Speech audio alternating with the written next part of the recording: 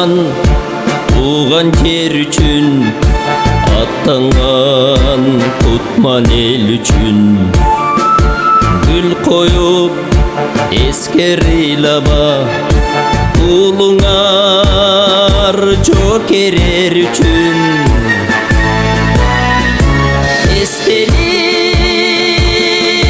жанына келип энелер ыйлабагыла улуңар тирбиз менен сезимди кыйнабагыла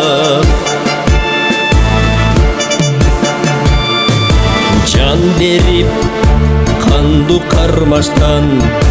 кайткан жок кайра батыштан эстелик болду эмалар түбөлүк оттой жанышкан